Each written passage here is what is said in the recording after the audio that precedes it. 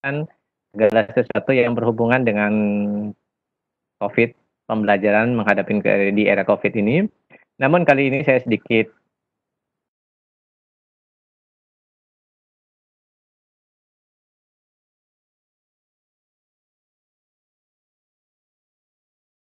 di awal sudah disampaikan oleh Bu Yunita, tentang materi yang akan kita bahas hari ini, kita ulas yaitu tentang buku pedoman guru. Apa sesungguhnya buku pedoman guru dan bagaimana mendesainnya, ini yang akan kita ulas pada pertemuan malam kali ini. Bapak dan Ibu guru sekalian, sebelumnya mungkin kita harus refresh kembali, mengingat kembali apa yang telah kita lakukan sebagai seorang guru. Banyak hal-hal yang kita lakukan, tapi terkadang hanya sebatas menyelesaikan tugas tanpa tindak lanjut dari apa yang kita lakukan. Seperti di awal ajaran baru kita rutin menyusun perangkat pembelajaran, mulai dari analisis KIKD, kemudian membuat KKM, membuat silabusnya, kemudian membuat RPP-nya dan seterusnya. Namun itu hanya sebatas kita menyusun, kemudian kita selesaikan untuk merealisasikannya dan menjadi bagian dari apa yang dilakukan terhadap tupoksi kita. Nah, di materi kali ini ada beberapa hal yang perlu diketahui Bapak dan Ibu.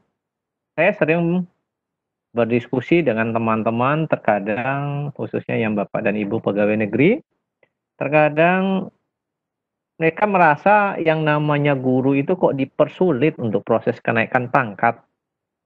Harus menyusun inilah, menyusun itu dan sebagainya. Nah, beberapa hal yang sering kita lakukan, terkadang kita menganggap susah karena kita belum tahu.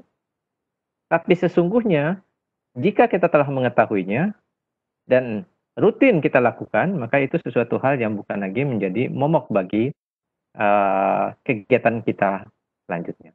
Baik Bapak dan Ibu, akan kita ulas sekarang. Nah, di slide kali ini Bapak dan Ibu akan melihat beberapa administrasi yang biasa disiapkan guru sebelum menghadapi awal ajaran baru. Hal ini bukan hal yang baru. Analisis KIKD, menyediakan program tahunan, program semester, silabus, RPP, rencana evaluasi, bentuk kisi-kisi evaluasi, dan sebagainya. Ini yang terkait langsung dengan tupoksi kita sebagai guru. Namun, sebagai guru yang profesional, maka kita tidak boleh stagnan di satu tempat. Kita harus mengembangkan diri kita terus. Supaya apa? Karena siswa yang kita hadapi atau yang siswa yang kita bimbing, yang kita siapkan adalah siswa-siswa yang bukan untuk hidup saat ini, tapi hidup di masa 5-10 tahun yang akan datang. Artinya, tantangan yang akan mereka hadapi jauh lebih berat dibandingkan yang pada saat kita hadapi saat ini. Nah, oleh karena itu, guru harus juga mengembangkan dirinya dalam rangka untuk meningkatkan kemampuan, kompetensi, dan maupun skill dari guru sehingga apa yang disampaikan pada anak didik bisa lebih mudah dan sesuai dengan zaman dan era hidupnya mereka di kala ini. Nah, di samping itu juga Bapak dan Ibu, terkadang kita dituntut untuk melaksanakan publikasi ilmiah. Mengapa kita dituntut untuk melaksanakan publikasi ilmiah? Guru itu pada dasarnya, tanda kutip, adalah sebagai orang atau sebagai sumber ilmu pengetahuan baik bagi siswa maupun bagi masyarakat. Untuk itulah, apa yang dimilikinya tidak hanya cukup bagi siswanya, tapi perlu disebarluaskan. Keberhasilan-keberhasilan, kemudian hal-hal yang didapatkan dalam rangka meningkatkan kompetensi atau meningkatkan kemampuan siswa, itu bisa dibagi pada orang lain, pada guru-guru lain, melalui bentuk publikasi ilmiah. Nah, ini semua menjadi acuan dalam penyusunan dari buku pedoman guru. Saya rasa Bapak dan Ibu, hal ini semua ini bukan hal yang baru bagi kita.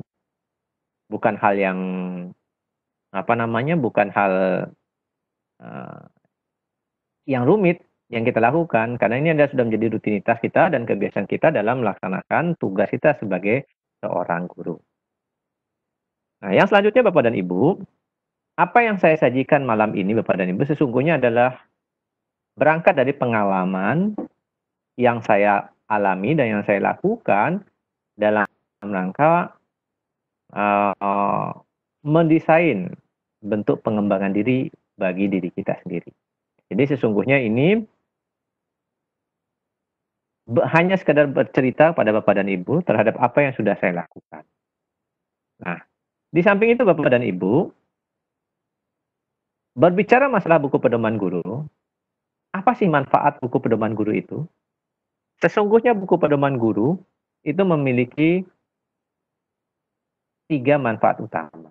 Nanti akan kita ulas Bapak dan Ibu. Kita lihat slide berikutnya. Apa sebenarnya buku pedoman guru itu? Seberapa perlukah buku tersebut? Baik, kita coba ulas satu persatu. Di Permen PAN RRB nomor 16 tahun 2009, guru disyaratkan wajib melaksanakan apa yang disebut dengan pengembangan keprofesian berkelanjutan. Apa maksudnya pengembangan keprofesian berkelanjutan ini? Guru harus terus mengembangkan kompetensinya, mengembangkan skill-nya maupun pengetahuannya. Kenapa? Karena guru merupakan salah satu dari agen bagi proses kesuksesan anak didiknya. Nah, apa saja bentuk pengembangan keprofesian berkelanjutan atau PKB itu menurut Permen PAN ini? Itu ada 3 jenis: pengembangan diri, publikasi ilmiah, dan karya inovasi. Nah, publikasi ilmiah yang inilah yang akan kita ulas lebih dalam. Nah, ini menjadi syarat dari peningkatan karir seorang guru. Ya, ini yang dilakukan dalam proses penyusunan. Nah, kemudian seberapa perlukah buku ini? Bagi guru, ini bisa menjadi tangga acuan untuk guru tersebut dalam jenjang karirnya, khususnya yang PNS. Bagaimana kalau guru-guru yang belum atau non PNS? Guru adalah agen pembaharuan dari orang-orang yang ada di sekitarnya, tidak hanya siswa. Bisa jadi suksesnya seseorang dari diri kita. Jika Bapak dan Ibu sebagai seorang guru, mungkin belum kesempatannya sebagai PNS, namun Bapak dan Ibu bisa mengembangkan ini menjadi agen buat teman-teman yang lain, menjadi pintu kesuksesan dari teman-teman yang lain. Nah, lebih lanjut Bapak dan Ibu, kita lihat sekarang. Tadi sudah dikatakan bahwa yang harus dilakukan guru salah satunya adalah bentuk publikasi ilmiah. Banyak jenisnya. Ada presentasi forum ilmiah. Sering kita lakukan. Laporan hasil penelitian sering kita lakukan. Artikel ilmiah ini yang sering juga dilakukan. Saking seringnya, bahkan ada dalam tanda kutip, ini menjadi kewajiban guru-guru yang harus guru-guru lakukan dalam setiap proses kenaikan pangkatnya. Bahkan ada beberapa statement dan beberapa temuan, mereka rela untuk melakukan apapun, baik yang tanda kutip jujur maupun dengan cara-cara yang tidak jujur, demi yang 3 ini. Nah, sesungguhnya ada bentuk-bentuk publikasi ilmiah lain yang lebih mudah sebenarnya kita lakukan. Modul atau diktat, mungkin buku agak sulit, modul atau diktat sudah jelas lebih mudah. Karena ini sebenarnya hanya berisikan bahan-bahan ajar. Bapak dan Ibu yang rajin menyusun RPP, biasanya di situ sudah ada bahan ajarnya. Maka jika bahan ajar dikumpul menjadi satu, jadilah diktat. Ini paling sederhana. Nah, buku pedoman guru adalah salah satu bentuk dari publikasi.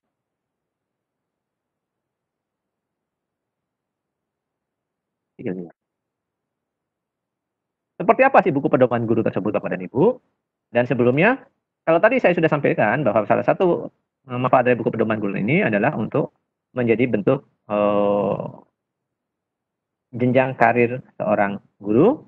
Tapi bagi seorang kepala sekolah, buku pedoman guru yang disusun oleh guru-gurunya ini akan menjadikan sebagai landasan atau acuan dari kepala sekolah dalam melihat dan menilai kinerja gurunya yang dilakukan setiap tahap.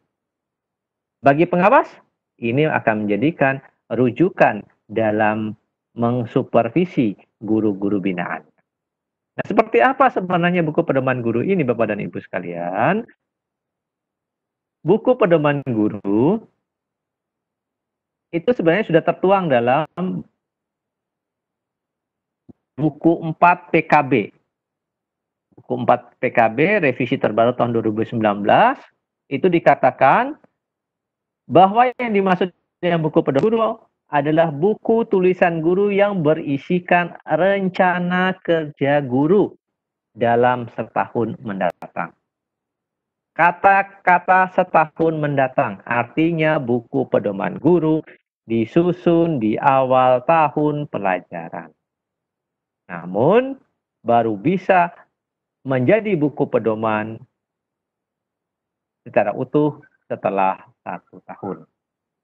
Jadi bukan baru didesainnya, betul didesainnya di awal, namun beberapa lampiran-lampiran yang harus disertakan adalah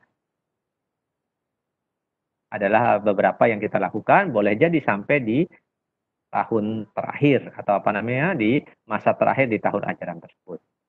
Nah, ini yang diungkap atau yang tertuang dalam buku pedoman PKB di buku 4-nya. Nah, seperti apa kita menyusunnya dan bagaimana kita menyusunnya sebenarnya tidak susah Bapak dan Ibu. Di sini yang tertulis berisikan rencana kerja guru yang bersangkutan setahun mendatang. Nah, artinya isinya hanya berupa tulisan rencana kerja. Kalau setahun 12 bulan, maka rencana kerjanya akan kita tuangkan dalam 12 bulan berikutnya. Sekarang kita lihat Bapak dan Ibu. Menyusun buku panduan guru. Ada 3 poin utama dalam buku panduan guru tersebut. Yang pertama diawali dengan pendahuluan. Pendahuluan ini berisikan tujuan pembuatan dan target-target yang akan dicapai. Jadi, di samping tujuan, dia juga punya target yang akan dicapai dalam setahun tersebut. Yang selanjutnya, di samping pendahuluan, ada rincian kerja. Rincian rencana kerja yang disajikan dalam satuan waktu bulanan selama setahun. Berarti kalau setahun ada 12 bulan, maka nanti akan kita rincikan menjadi 12 bulan. Dari bulan pertama ajaran baru, yaitu bulan Juli, apa saja rinciannya kita uraikan. Bulan keduanya bulan Agustus, bulan September, dan seterusnya hingga berakhir pada bulan Juni tahun berikutnya. Nah, ini yang digunakan untuk menjadi acuan dalam pembuatan buku pedoman guru.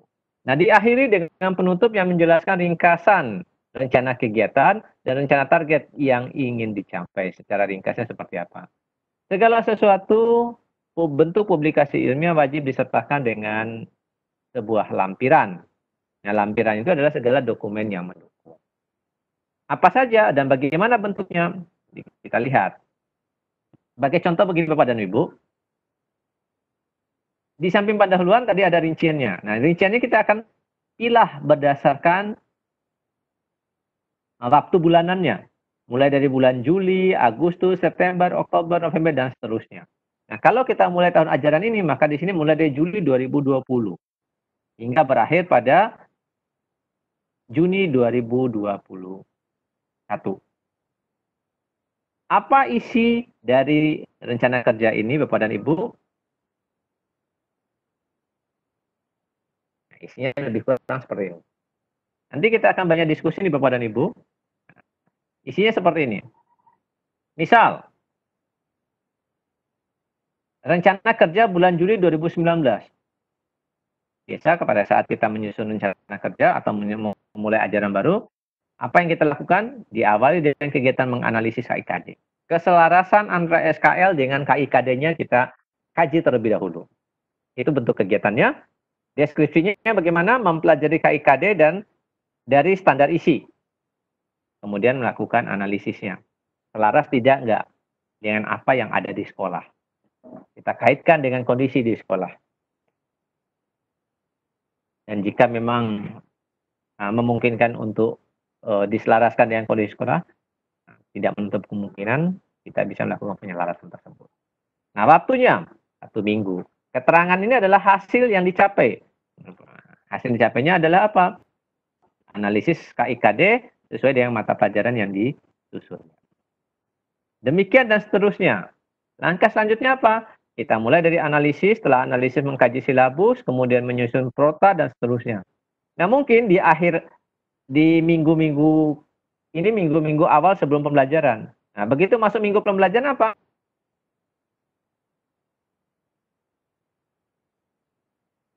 Kita mulai sudah melakukan di sini misalkan melaksanakan RPP KD berapa?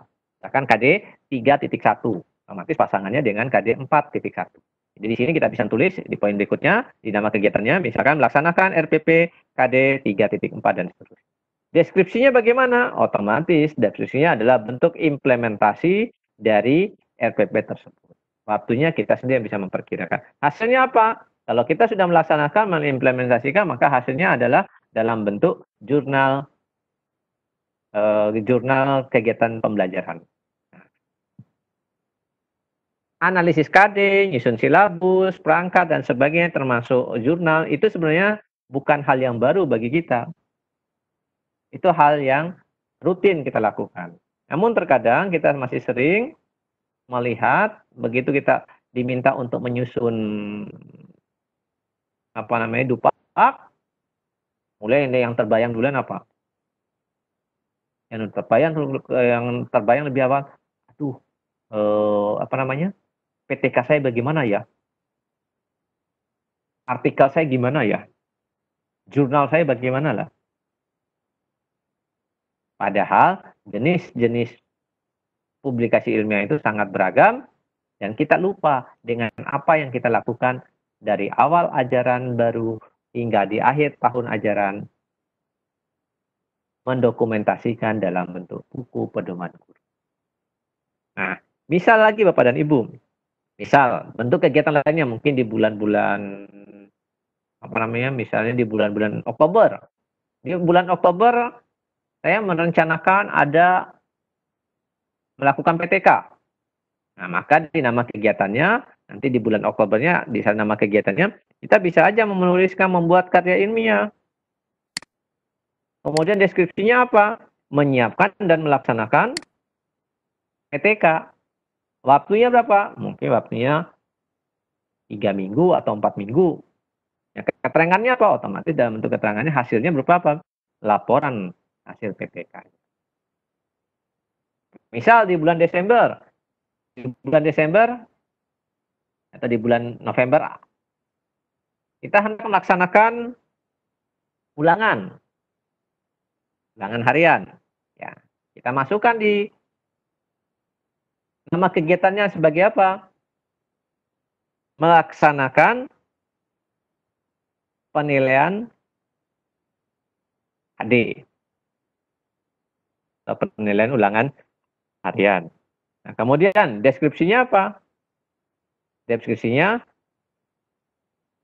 melaksanakan, kalau tadi adalah penilaian ulangan harian, yang ini atau evaluasi ulangan harian, maka deskripsinya melaksanakan kegiatan penilaian harian untuk KD berapa, saya jabarkan di sini. Waktunya kapan? Waktunya di 1 pekan. Kemudian keterangan hasilnya apa? Hasilnya otomatis adalah hasil dari evaluasi belajar tersebut. Nah, biasanya kita setelah keulangan apa? Setelah lakukan evaluasi apa? Akan kita lakukan tindak lanjut. Nah, poin berikutnya melaksanakan tindak lanjut. Tindak lanjutnya ada bentuk apa deskripsinya? Deskripsinya adalah remedial dan pengayaan. Waktunya berapa? Lebih kurang 1 pekan. Kemudian keterangannya apa? Otomatis keterangannya adalah laporan remedi bagi yang nilainya kurang dari KKM dan laporan pengayaan bagi yang nilainya mencapai KKM atau lebih. Nah, itulah model-model rencana kerja setiap bulannya. Nah, Bapak dan Ibu sekalian, untuk materi atau contoh laporan buku pedoman guru, saya sudah membagikannya di apa namanya, nanti juga ada di panitia. Bapak dan Ibu bisa mendapatkan linknya untuk mendapatkan contoh dari buku pedoman guru tersebut. Nah, terakhir, Bapak dan Ibu bisa mencatat, ini bisa digunakan sebagai acuan, Bapak dan Ibu gunakan. Nah, saya hanya berpesan, ambil, jika itu dianggap baik, silahkan lakukan modifikasi, kemudian silahkan Bapak dan Ibu terapkan. Nah, inilah link Bapak dan Ibu untuk materi tadi. Saya berharap Bapak dan Ibu kita lebih banyak berdiskusi. Mudah-mudahan apa yang saya sajikan membuka wawasan, dan lebih lanjut saya kembalikan pada Bu Anita. Oke, Bu.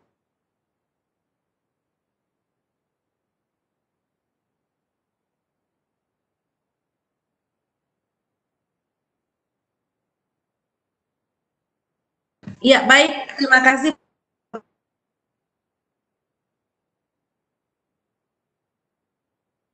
Bang Setiawan atas presentasinya yang padat tetapi sangat jelas dan membuka wawasan bagi kita sekali. Dan memang diharapkan di sini kita banyak berdiskusi karena memang kendala-kendala apalagi Bapak Ibu yang akan naik pangkat biasanya ketika di proses penilaian angka kredit. Dan sekedar bersama bahwa Bapak Bambang Setiawan ini salah satu penilai untuk proses kenaikan pangkat di NTB. Jadi saatnya Bapak boleh berdiskusi bersama dengan Bapak Bambang, mungkin beberapa hal yang menjadi kendala Bapak Ibu kemarin ketika naik. Hari ini mari kita sama-sama untuk saling share dan mungkin akan mendapatkan banyak pencerahan di sini. Nah, saya mulai dari yang raise hand dulu ya. Ini Pak Tabrani Lubis yang raise hand. Saya silakan Pak Tabrani bertanya langsung kepada Bapak Bambang Setiawan. Oke, terima kasih Bu. Bismillahirrahmanirrahim. Assalamualaikum warahmatullahi wabarakatuh. Salam. Apa kabar Bapak? Bambang? Ya, baik. Pak Bambang, senang sekali dengan Bapak. Saya bisa ketemu Pak dari Bangka Belitung, dari SMK, dari satu Salak Nasik Pak. Daerah pulau. Luar biasa Bapak. Iya, Bangka Belitung ya, jauh ya. Luar biasa Bapak. Saya senang tuh Bapak tuh tidak terlalu panjang gitu, karena saya punya keyakinan semua guru itu sudah punya dasar gitu untuk melakukan ini. Bapak, saya ada ini Pak, ada pengalaman teman Pak ya, ketika naik pangkat. Jadi yang saya tanyakan itu, adakah aturan yang baku tentang masa naik pangkat itu harus berapa tahun gitu Pak? Itu satu yang harus saya tanyakan. Iya. Sementara kalau masalah angka kredit itu kan boleh dikatakan tergantung orangnya Pak. Kalau misalnya gurunya kreatif, insya Allah cepat dia dalam dalam mencapai angka kredit itu. Ya. Kalau istilahnya, kalau saya Pak, kalau mengamati, kalau misalnya guru yang kreatif, berarti kan itulah guru yang sekiranya dinominasikan untuk secepatnya untuk naik pangkat, asal dengan syarat memenuhi angka kredit yang telah ditetapkan. Itu satu Pak yang saya tanyakan dengan pengalaman kawan tuh, ada yang 2,5 tahun atau 3 tahun lah paling enggak, dia sudah naik pangkat gitu. Yang kedua Pak, memang sebagian orang dalam PKB itu, terutama dalam publikasi ilmiah, dalam membuat buku, sebagian orang memang susah untuk membuat buku dibandingkan dengan publikasi yang lain. Justru saya Pak sebenarnya sekarang ini tendensinya lebih menyukai karya untuk menulis buku Pak, dan menulis artikel-artikel yang alhamdulillah saya sudah punya artikel nasional 2 dan publikasinya 2 buku Pak. Jadi berarti udah 10 publikasinya. Nah, yang saya tanyakan apakah saya perlu menambahkan PTK Pak untuk menambah, katanya seolah-olah saya amati PTK itu menjadi wajib. Itu setelah publikasi ilmiah itu sudah saya penuhi gitu. Nah, barangkali itu saja Pak yang saya dapat sampaikan ya, mudah-mudahan Bapak ingin mencerahkan saya bagaimana seharusnya itu. Oke, Pak. Terima kasih Pak. Iya. Iya. Langsung aja Bu Langsung ya. dijawab saja Oke. Pak Bambang ya. Langsung. Iya. Terima kasih Pak. Saya siap memberikan pencerahan asal Iya, terima kasih Pak. Iya, terima kasih Pak Bambang. asal jangan minta dipuaskan. Ya, lanjut, Pak. Itu repot saya, Pak.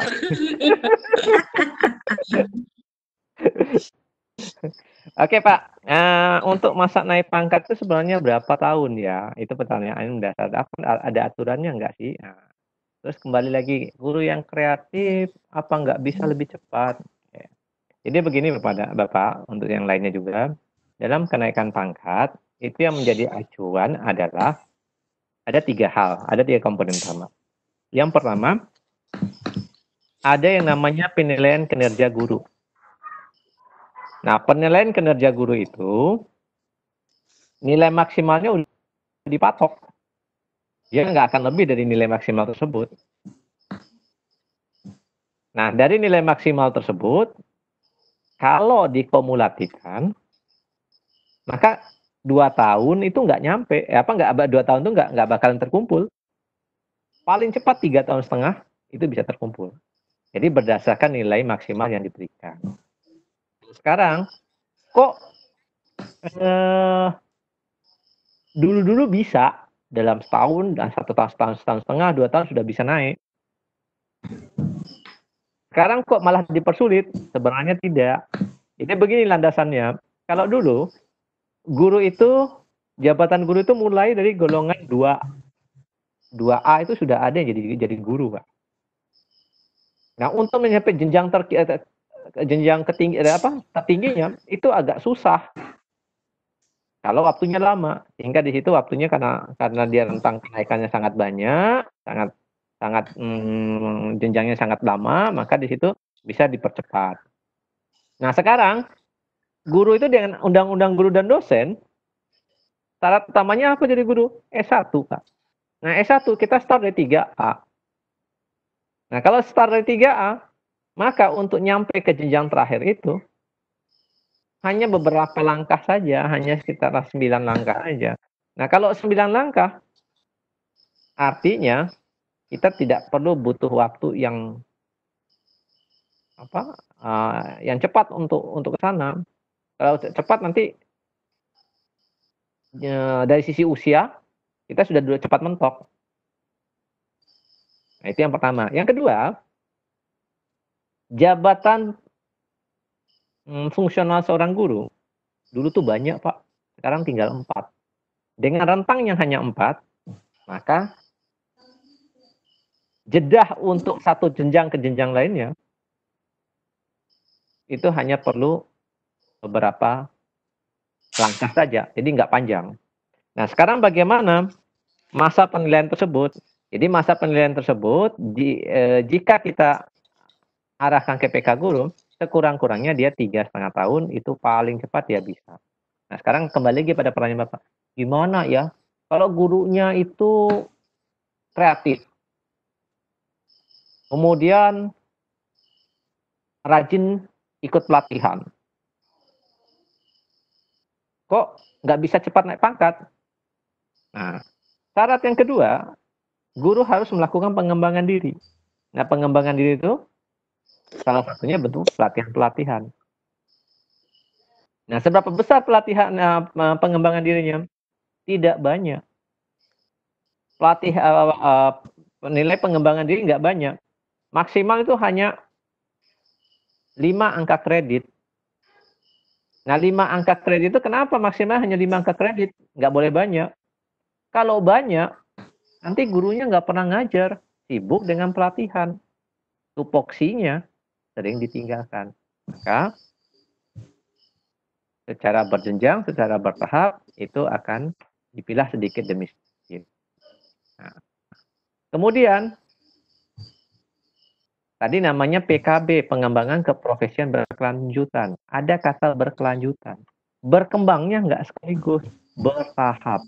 Nah, dengan berkembangnya yang bertahap tersebut, maka syarat-syarat kenaikan pangkat dari jenjang satu ke jenjang berikutnya, itu pun secara berjenjang dan tidak boleh sama, harus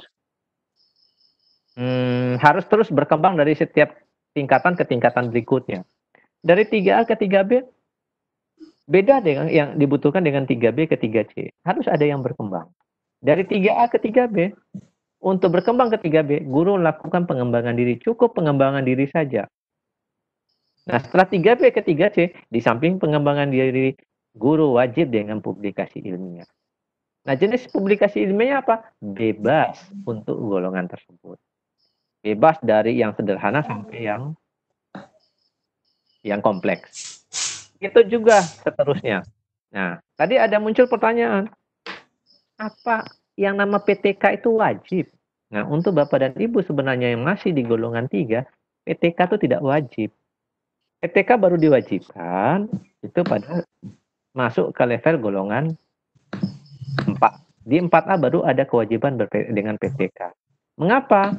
Tadi adanya berkelanjutan. Jadi setelah dia melakukan pengembangan diri, kemudian lakukan publikasi ilmiah yang skupnya dari pengalaman yang ada yang dilakukan, entah itu bentuk karya inovasi, bikin alat peraga, atau bikin diktat, atau hanya sekedar nyusun-nyusun modul, kemudian menulis-nulis artikel dan sebagainya. Nah, baru melaksanakan penelitian pada saat mau naik ke 4A. Mengapa ini disyaratkan dengan penelitian naik ke 4A?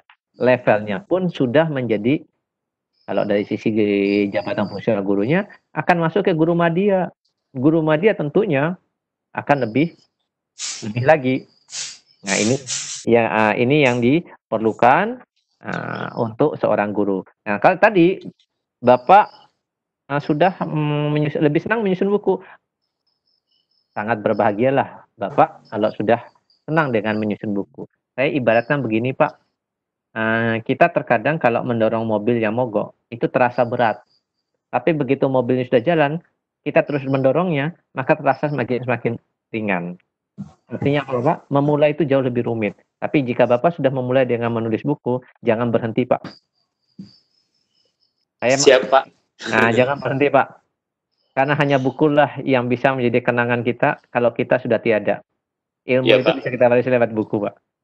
Bahkan jika ada yang menyatakan begini, jadi guru itu jangan dulu meninggal kalau belum menyusun buku atau enggak menyimpan hal-hal positifnya di YouTube katanya.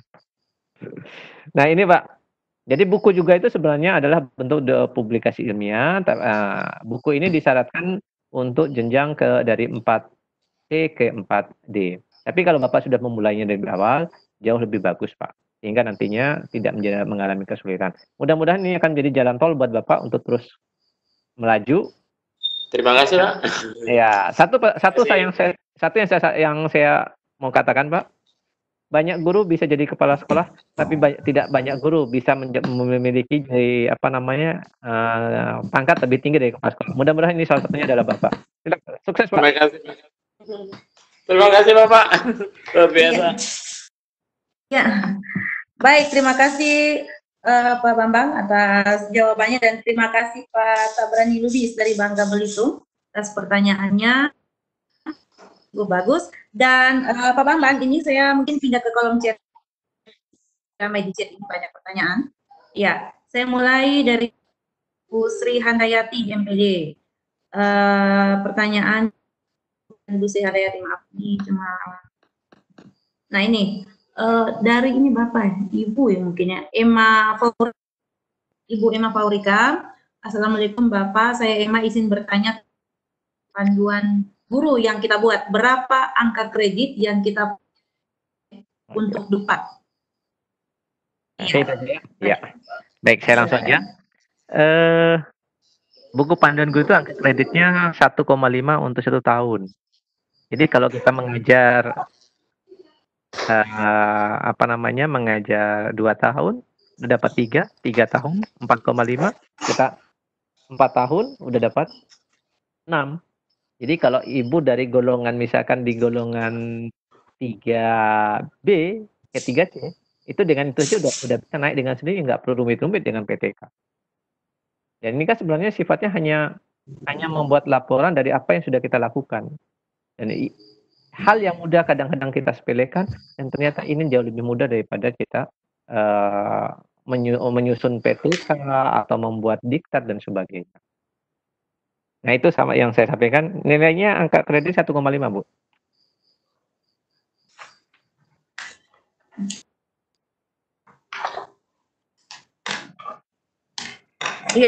Baik, terima kasih Ibu Emma. Mungkin saya aktifkan mic, barangkali sudah cukup jelasan ini, bukan puas ya seperti tadi. Kalaupun mungkin kan saya coba aktifkan mic-nya Bu Emma. Ya, silakan Bu Emma, mungkin akan bertanya langsung, menyampaikan apakah sudah jelas. Bu Emma, silakan Bu, mic-nya sudah diaktif. Halo, monitor Bu Emma. Assalamualaikum. Ya, sepertinya Bu Emma ini mungkin lagi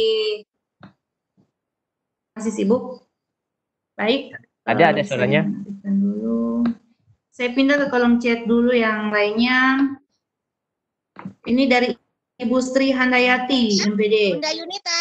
Mohon penjelasan terkait publikasi ilmi. Oh ya, ini suara Bu Emma. Bentar ya, Bu Emma, silakan Bu. Bu Emma nyalain dulu mic-nya. Ya, salam Bu. Halo. Ya.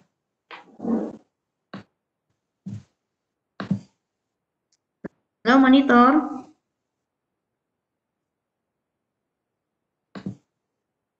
Bu Emma, suara saya kedengaran Pak? Apakah saya jelas kok, putus-putus atau?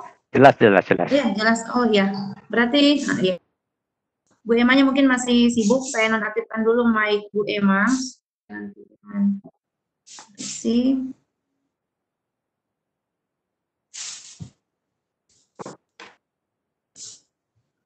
Baik, saya pindah dulu di Ibu Sri Handayati, MPD. Mohon penjelasan terkait publikasi ilmiah jurnal.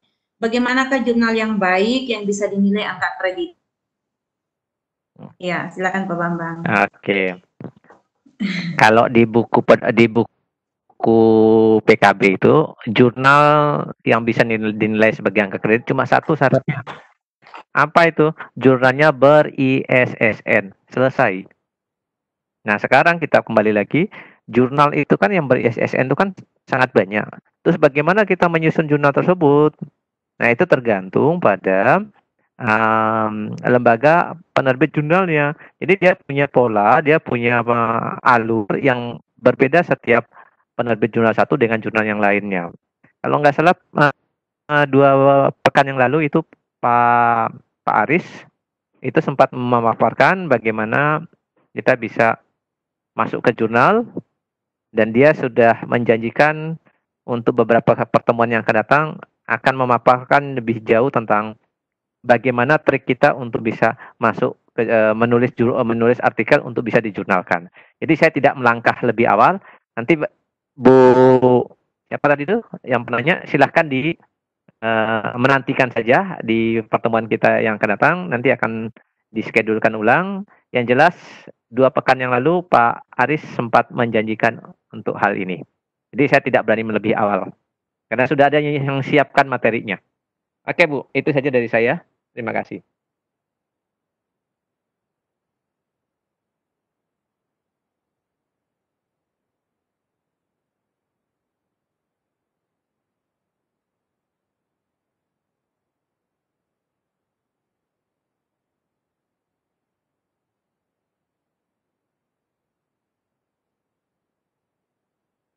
Kan Bunda Yunita lanjutkan. Halo.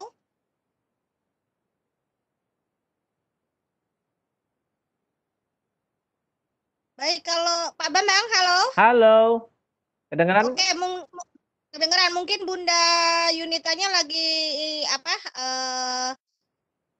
Sinyalnya terganggu sebentar. Tadi sampai mana ya? Saya bacakan. Ini kalau di HP nggak ada namanya. Mohon maaf kalau saya ini ya, saya tidak sebutkan namanya. Pak Bambang izin bertanya, untuk buku pedoman guru, adakah aturan baku atau kriterianya seperti karya ilmiah yang lain? Kalau tadi dijelaskan penyelesaiannya, bisakah sampai 1 tahun pelajaran? Bahkan penilaian kinerja guru itu 1 tahun anggaran. Gimana, Pak? Ya, baik. Aturan bakunya tidak ada, Bu. Cuma di situ hanya diberi garis-garis poin-poin utamanya saja.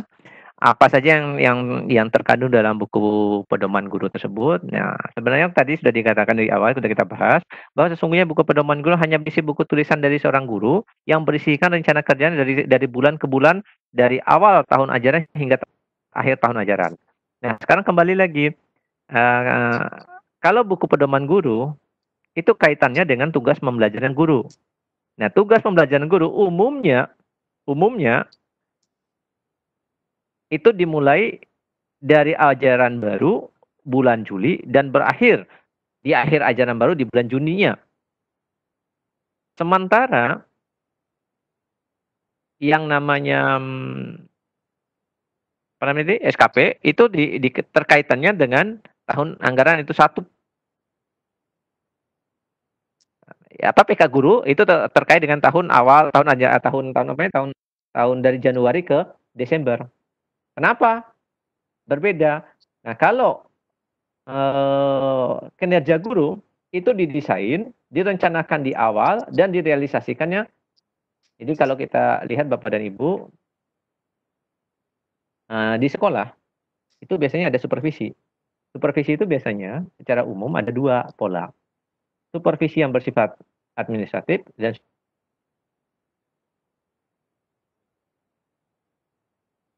supervisi yang sifatnya langsung real class. Nah, biasanya supervisi yang bersifat administratif itu akan dilakukan di awal dan supervisi yang dilakukan di akhir itu supervisi yang sifatnya kelas dilakukan di akhir.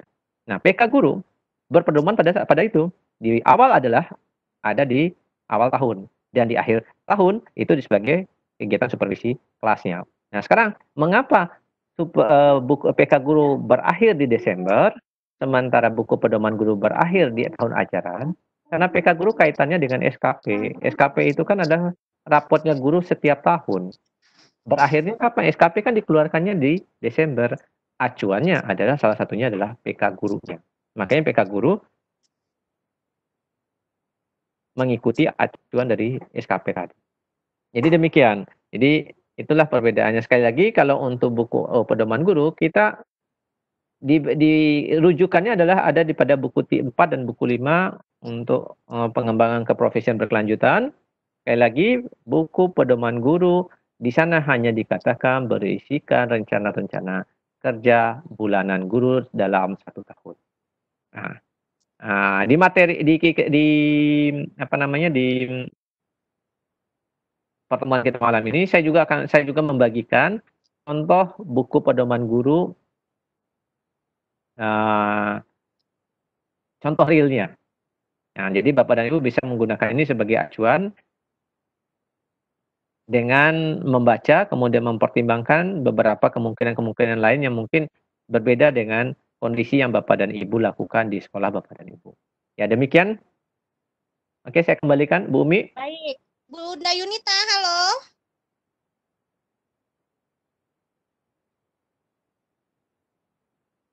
Bunda Yunita. Halo, Sor, Bunda. kalau Ya, mohon maaf yang tadi tadi jaringanku tersambung saya masih berarti. Sekarang yang resen dulu. Iya. Ya nggak apa-apa. Sekarang Pak Saleh. Sekarang Pak Saleh dulu. Oke, Mas Saleh. Bertanya langsung ya. Pak Saleh, ya, oke, siap. Ya. Pak Saleh, Malam, Pak. mic-nya sudah dibuka. Nama Malam, dulu, Pak. Pak, dari mana? Silakan. Ya, selamat malam. Dari Ambon. Ya, ini Oh mau iya, saya jauh tanyakan, ya, Pak. silakan. Kira-kira Pak, kalau yang ini yang sekarang Pak, kalau syarat-syarat kenaikan pangkat, yang misalnya Pak, saya dari golongan 3B ke 3C. Yang kedua Pak, terkait dengan sertifikat-sertifikat, misalnya yang ini, seperti webinar online Pak, apakah ini dia sebagai angka kredit ataukah tidak Pak?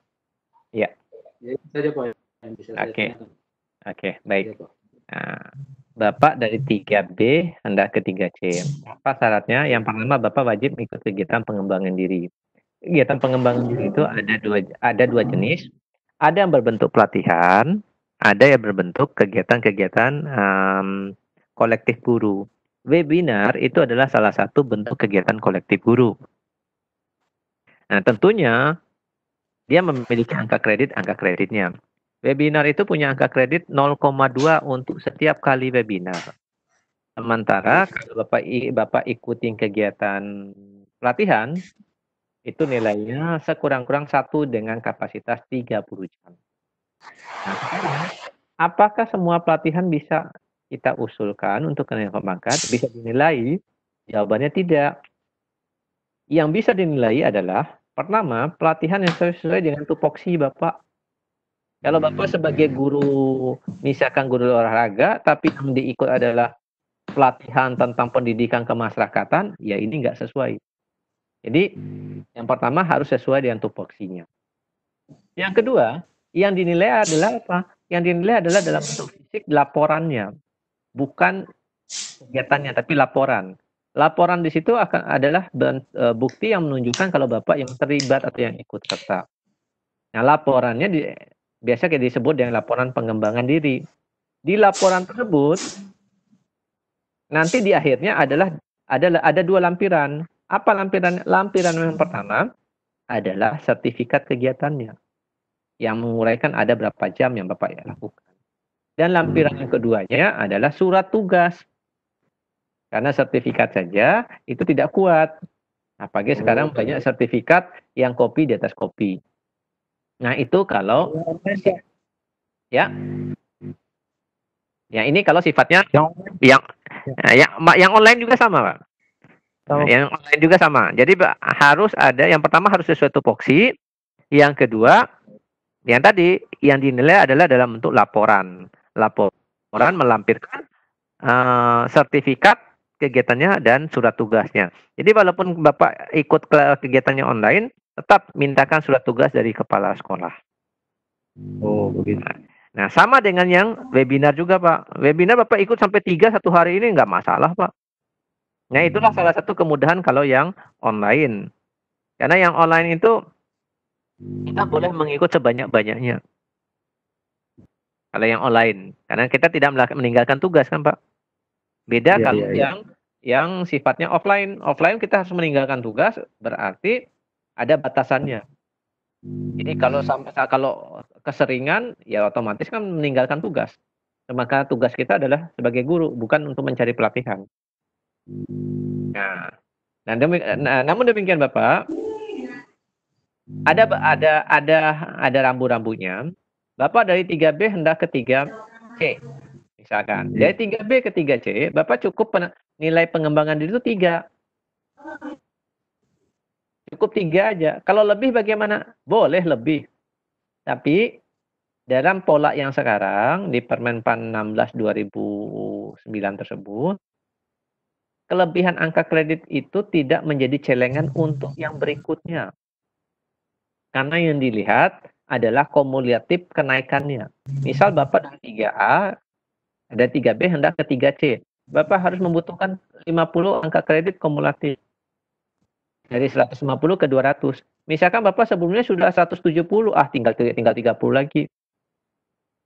Sesungguhnya bukan yang 30 itu dicari, tapi kumulatifnya. Kumulatif yang 50 tersebut yang dicari, bukan berapa kurangnya. Nah gitu Pak ya. Ya, tapi sesungguhnya begini Bapak, ini satu aja dari saya. Pelatihan apapun Bapak ikuti, webinar apapun Bapak ikuti, yang paling mendasar, memang kita butuh sertifikat, tetapi yang paling dasar adalah ilmunya Pak. Karena dari ilmunya itu yang paling berharga. Sertifikat itu hanya sebatas hanya kertas satu lembar, kita kan nggak butuh banyak-banyak Pak sertifikat, tapi ilmunya itu yang kita sangat butuh. Itu dari saya Pak. Iya Pak. Terima kasih Pak. Iya, baik, terima kasih Pak. Iya, terima kasih Pak Bambang. Terima kasih juga Pak Saleh dari Ambon. Ya, selanjutnya kita pilih penanya berikutnya yang raise hand. Ini ada Pak Syafrizal. Pak Syafrizal Hajat. Iya, silakan Pak, sudah diaktifkan mic-nya. Perkenalkan dulu dari mana. Ya. Terima kasih Bu. Silakan Pak. Perkenalkan saya dari Sumatera Barat. SMA 1 Nasionalis. Silakan Pak. Orang ujung. Halo, dengaran Bu? Jelas. Iya. Iya, kedengaran Pak. Silakan Pak, orang dari Dari Padang. Iya, silakan. Iya. Ini berkaitan dengan penjelasan Bapak narasumber tadi tentang PK guru. Nah, saya ada dapat informasi Pak mengenai PK guru ini untuk golongan 4B ke 4C beda. Ada PK yang peraturan terbaru katanya, itu yang ingin saya tanyakan penjelasannya bagaimana hal ini. Ada PK 360 apa namanya? Kalau sebelumnya kan dinilai oleh oleh guru saja atau penilai saja, sekarang semuanya itu katanya Pak. Mohon informasi yang lebih kurangnya Pak. Terima kasih. Baik. Sejak tahun 2017 dari Kementerian Pendidikan itu sebenarnya dari 2015 itu sudah menyiapkan desain untuk PK guru 360 ini, 360 derajat ini. Dan baru beberapa daerah mulai memberlakukan ini, mencoba untuk memberlakukan, belum secara general, itu di tahun 2017. Belum semua. Nah, sebagai gambaran saja, mungkin juga di tempat Bapak juga belum, terutama kalau yang golongan-golongan masih di bawah 4B ke bawah, itu sebagian besar tuh belum melaksanakan. Karena kita golongan 4B ke bawah itu kan kadang masih dinilai oleh daerah, belum masuk dinilai pusat. Yang dinilai pusat lah baru mulai melaksanakan pola seperti ini, dan itu belum semua daerah. Sebagai gambaran, kalau PK guru yang lama, penilainya adalah langsung penilai dari kepala sekolah atau guru senior yang ditunjuk oleh kepala sekolah. Nah, di 360 ini, itu tidak hanya unsur dari kepala sekolah, tapi banyak unsur yang melakukan penilaian. Tapi dari semua unsur itu tidak diberi bobotnya sama, bobotnya berbeda-beda. Memang bobot terbesar adalah dari guru senior yang ditunjuk oleh kepala sekolah atau oleh kepala sekolah langsung. Nah, siapa saja komponen tersebut? Satu, atasan kita, itu biasa kepala sekolah atau guru senior yang ditunjuk oleh kepala sekolah. Yang kedua, teman sejawat. Yang ketiga, peserta didik. Yang keempat, masyarakat sekitar atau diwakilkan dengan orang tua. Nah, untuk SMK nambah lagi. SMK ada penilaian oleh dunia usaha dan dunia industrinya. Nah, ini sebagai gambaran saja. Namun ini sekali lagi Bapak, ini belum dilakukan secara general, secara umum, masih diuji cobakan di beberapa daerah. Sama halnya penyusunan dupak Bapak. Penyusunan dupak biasa kita awal-awal kita sering mengusulkan 3 tahun, 4 tahun, atau mungkin bahkan lebih. Nah, sekarang ada dupak yang disusun per tahun. Penilai akan mengeluarkan pak tahunan yang sifatnya adalah sementara, baru bisa diusulkan untuk kenaikan pangkat jika nilai paknya sudah memenuhi syarat. Nah, kemudian pak tahunan ini apa maksudnya? Kenapa diadakan pak tahunan? Alasannya ada hanya 2 sebenarnya. Alasan yang paling kuat itu adalah yang paling besar dan paling mendalam itu apa? Mengamankan dokumen yang kita miliki. Karya-karya kita miliki. Itu diamankan dulu. Karena sesungguhnya karya-karya kita yang kita lakukan, jika itu punya masa kadaluarsanya. Yang bisa dinilai hanya bentuk publikasi ilmiah yang kita lakukan, yang bisa kita nilai hanya apa? Hanya 5 tahun terakhir. Lebih dari 5 tahun itu tidak bisa dinilai. Mengapa tidak bisa dinilai? Namanya saja publikasi ilmiah. Publikasi, kalau lebih dari 5 tahun itu, yang dipublikasinya sudah tertinggal. Informasinya maupun hasil-hasil kajiannya. Nah, yang kedua, pak tahunan itu dikeluarkan agar tidak terlalu tebal dokumen yang harus dipersiapkan oleh guru. Karena hanya setahun. Nah, tahun berikutnya tinggal nyambung lagi dari pak sementara yang keluar tersebut. Nah, perlu diketahui juga Bapak dan Ibu, beberapa daerah sudah mulai melaksanakan edupak. Jadi semua mulai dilaksanakan dengan pola online. Tapi itu biarlah Pak. Yang penting regulasinya kita pahami, tata caranya seperti apa kita tahu, mau prosesnya seperti apa, biarlah penilai yang memikirkan. Kita jangan sungkan-sungkan untuk mengusulnya. Demikian dari saya Pak. Tetap semangat Bapak ya. Pak. Iya, baik. Terima kasih. Pencerahannya sungguh luar biasa. Dan kita dapatkan ilmu yang sangat menarik pada malam hari ini, khususnya bagi guru-guru yang saat ini lagi dalam proses kenaikan pangkat. Ya, baik. Bagaimana Pak Syafri?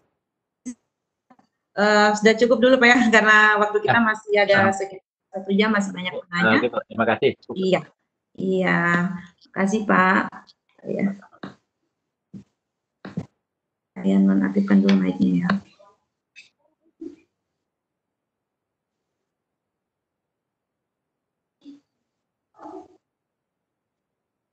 Iya.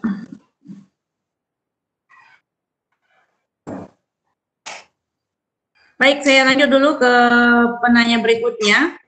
Setelah Pak Syafri, ada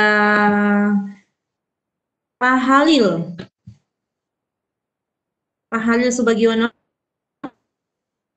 Sesudah ini saya lanjut di kolom chat dulu ya, karena tadi saya lihat ada chat sudah lama belum dibaca ya. Silakan Pak Halil. Ya siap. Assalamualaikum warahmatullahi wabarakatuh. Sudah dibuka mic-nya Pak Halil? Ya. Waalaikumsalam senior.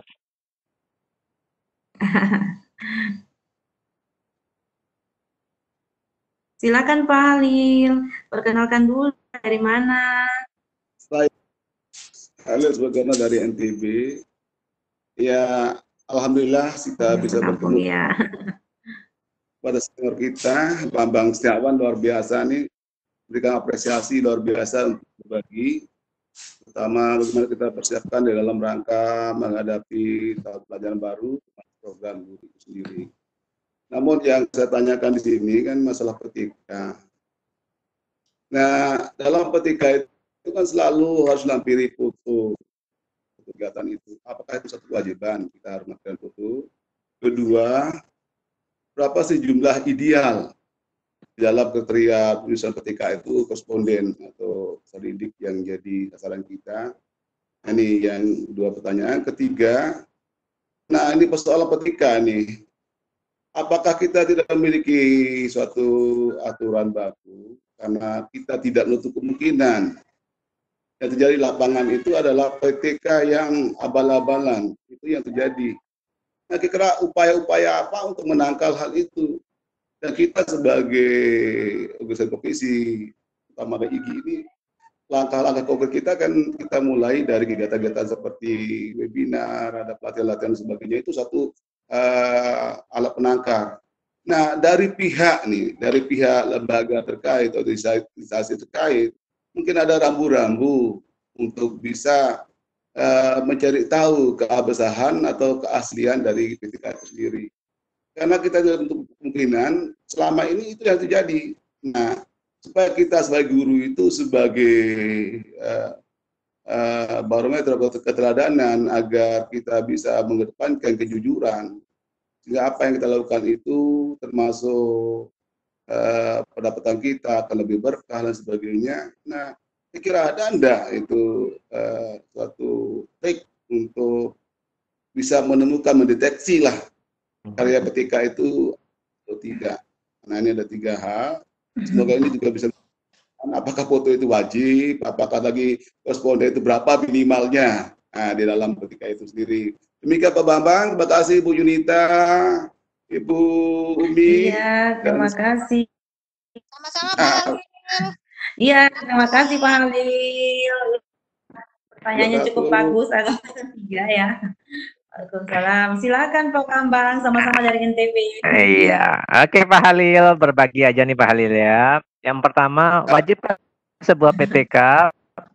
Jawabannya wajib terbatas.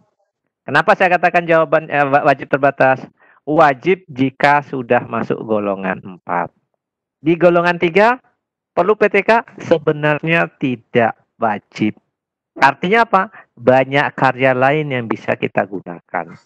Contoh yang paling sederhana aja Bapak ya. Kalau saya mengajar, 1 semester itu ada 6 topik. Setiap topik saya membuatkan alat peraganya. Maka dalam 1 semester saya punya 6 alat peraga. 1 alat peraga punya angka kredit 0,5. Maka dalam 1 semester saya punya angka kredit 3. Nah, itu sudah hampir sama dengan PTK. Dan jauh lebih mudah dan lebih sederhana. Nah, sekarang kita balik. Terus kalau PTK bagaimana?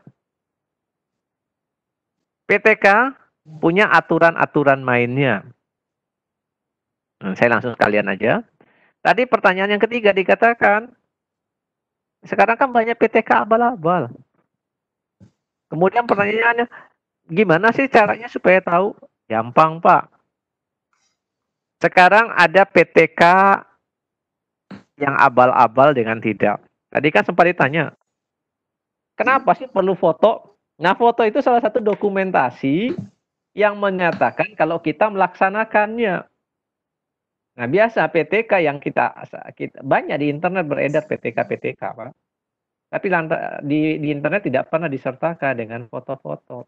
Karena sifat PTK yang dibagikan itu hanya bersifat contoh laporan. Lampirannya tidak disertakan. Salah satu lampiran adalah fotonya. Nah, terkadang dari foto itu bisa menunjukkan keaslian. Misal, di judulnya yang diangkat adalah menggunakan media animasi. Tapi di foto kegiatannya gurunya sedang ceramah. Kan nggak nyambung, Pak. Atau mungkin ini yang sering saya temukan. Jadi kalau ingat meriksa PTK itu banyak yang menggelitik dan tertawa sendiri kadang-kadang. Di di laporannya tahun 2016. Di laporannya, di judulnya. Dilaksanakan tahun 2016. Begitu dilihat foto dokumentasi, ada di mejanya tertulis apa? Meja stempel besar-besar, cat besar-besar, terus apa? DAK 2017.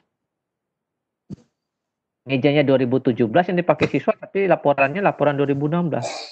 Meja duluan, laporannya ada duluan jadi sebelum mejanya datang. Nah, hal-hal semacam itu. Ini terkadang dari dari foto bisa terungkap. Itu yang pertama. Yang kedua, sekarang judul PTK itu dibataskan. Jadi Bapak dan Ibu juga yang ingin menyusun PTK, ada sedikit trik supaya lebih mudah dinilai oleh penilai. Upayakan memunculkan judul dalam keterkiniannya. Artinya jangan lagi kita mengangkat judul-judul yang sudah zaman masa lalu lah. 5-10 tahun yang lalu, kita masih disibukkan dengan pembelajaran kooperatif. Nah, kalau kita masih munculkan dengan pembelajaran kooperatif, itu bukan hal yang baru. Hal yang sudah lama. Nah, ini menunjukkan tidak ada keterkinian. Jadi kalau saya boleh menyarankan, lebih baik kita mengembangkan media. Karena media itu umumnya berkembang sesuai dengan perubahan zamannya.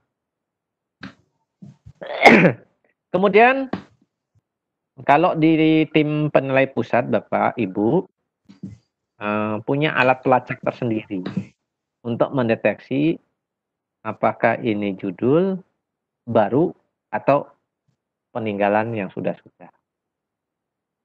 Nah, sebenarnya ada hal lain lagi untuk mengidentifikasi apakah ini PTK baru atau PTK lama, bisa dilihat juga atau dirujuk dari daftar pustakanya. Nah, biasanya daftar pustaka yang dalam keterkiniannya itu maksimal, ada yang maksimal 5-10 tahun itu yang bisa dipakai. Lebih dari itu jangan lagi kita menggunakannya. Nah, jadi seperti itu Pak Halil. PTK wajib, tapi wajib untuk golongan 4 ke atas. Kemudian tadi dikatakan perlukah harus dengan foto? Kenapa harus menggunakan foto? Nah, foto adalah sebagai identitas keasliannya. Dan memang di salah satu poin alasan penolakan PTK itu jika tidak dilampirkan foto-foto dokumentasi kegiatannya. Dokumen kegiatan pada saat ber-PTK tersebut. Demikian Pak Halil. Mudah-mudahan ada pencerahan. Iya, baik. Terima kasih.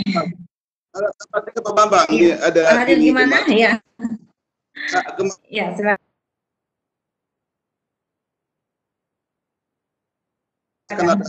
Kemana ada acara hajatan, ngobrol-ngobrol dengan salah satu guru SD, cerita banyak tentang PTK itu. Katanya gampang sekali ke 4B, 4C dan sebagainya, cukup memberikan, menyerahkan uang saja. Nah, inilah ya bentuk-bentuk seperti ini bagaimana kita untuk mengantisipasi atau menghindari hal ini. Ya jelas mereka itu guru SD senior dan sebagainya mudah itu. Bahkan dia sampai 4C sekarang katanya cukup dengan itu. Nah, kira-kira untuk mengantisipasi kira apa ini? Apakah ini ya pelakunya justru instansi terkait sebagai wewenang untuk pelayanan itu. Yang itu saya heran juga kok gambar sekali. Dia nggak bisa papak saja, tapi kok sampai 4C di luar biasa.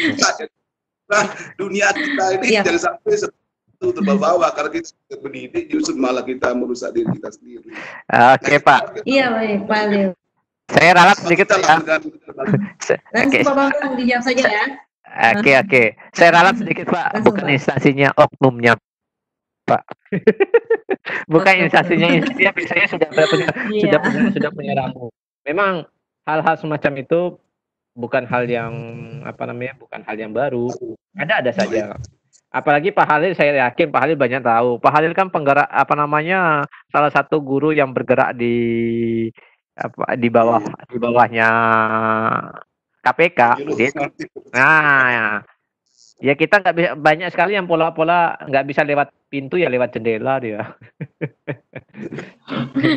Tapi kalau secara pribadi bagi saya Pak, secara pribadi, biasanya itu terjadinya di tataran tim penilai yang ada di daerah. Oh iya betul, betul. Di daerah. Begitu dia sudah naik ke tim penilai pusat, saya hanya bisa menyarankan gini Pak, buat teman Bapak yang sudah seperti itu, jangan lagi mengusul sampai ke 4C Pak. Khawatirnya jadi temuan bagi tim penilai pusat. Repotnya kalau itu jadi penemuan, ada 2 sanksi.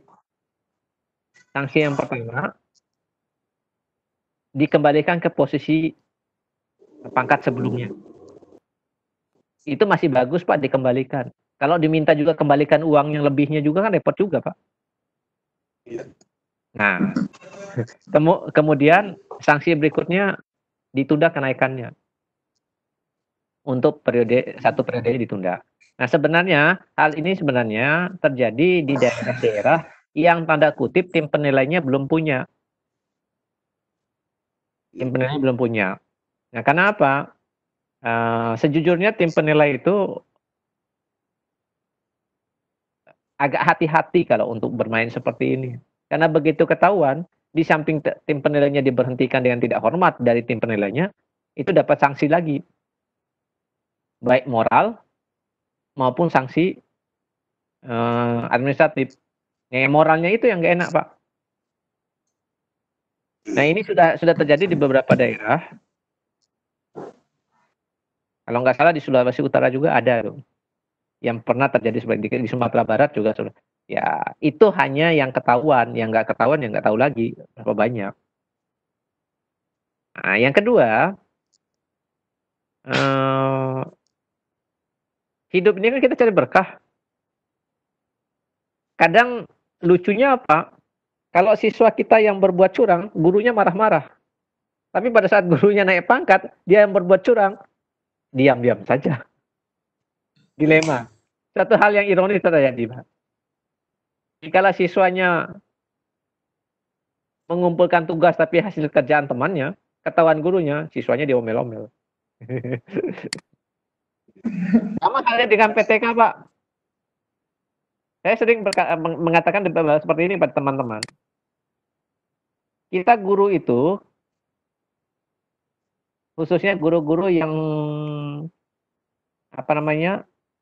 pandai memplagiat PTK orang, itu kalah cerdas dibandingkan maling, saya bilang. Gimana kalah cerdasnya? Maling, kalau dia maling tidak meninggalkan jejak.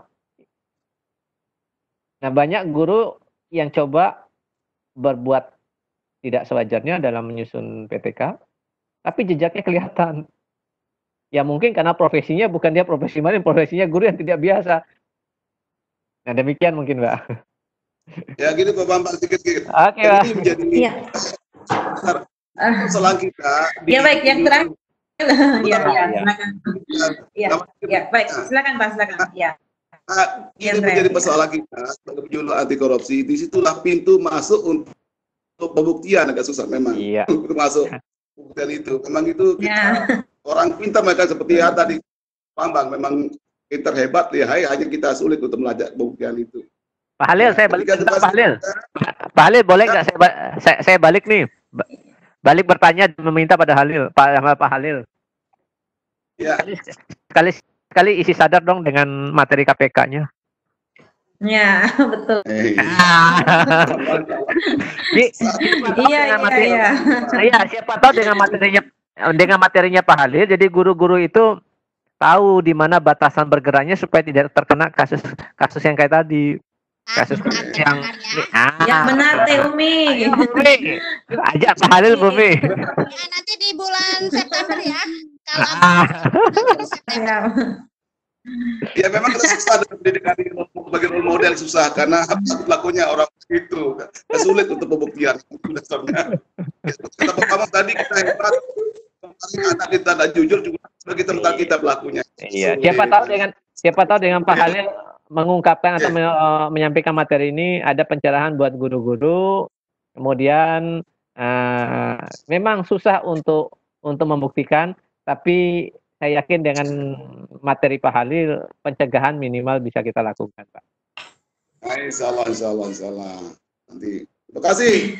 Iya, Pak Halil. Semuanya terima kasih atas pernyataannya. Assalamualaikum. Waalaikumsalam. Ya, terima kasih Pak. Ya, Pak Halil sangat antusias dengan pertanyaan ini. Tapi mohon maaf Pak Halil, kita terbatas oleh waktu. Waktu kita ini kurang lebih setengah jam lagi. Semuanya sangat ramai. Yang resen sudah banyak, kemudian di chat juga sangat. Mungkin saya ke chat dulu, baru saya kali di resen. Mohon Bapak Ibu yang sudah bertanya, tangannya diturunkan biar tidak lelah, angkat tangan terus. Ya, terima kasih. Kolom chat dulu. Tadi Teh Umi yang chatnya udah, Pak Budi ini belum ya? Yang buku pedoman guru. Udah. Ibu Merlin belum ya? Belum. Ya, baik. Ini pertanyaan Ibu Merlin. Apakah jurnal sama dengan buku pencerahan? Ya. Silakan Pak. Kalau kita Dengan buku guru, dengar kata jurnal bagi seorang guru itu ada dua. Jurnal yang pertama adalah jurnal mengajar, dan jurnal kedua adalah jurnal ilmiah. Jadi kalau ditanya apakah jurnal gimana tadi Bu? Apakah jurnal? Apakah jurnal sama dengan buku guru?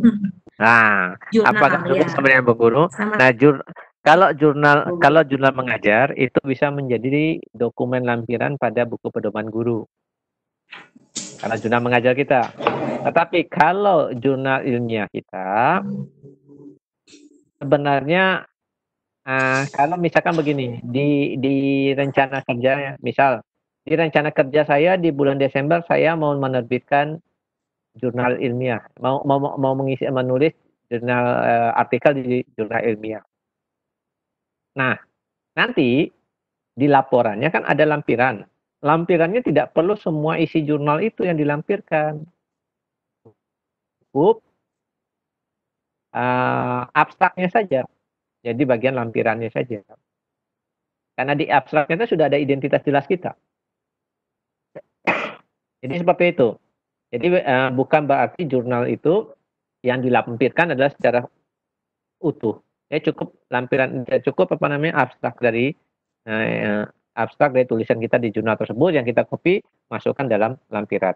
Karena kan jurnal utuhnya juga dinilai secara terpisah oleh tim penilai. Nah demikian Bu. Iya, baik, terima kasih Pak. Ini Bu Merlin sudah menyimak ini ya.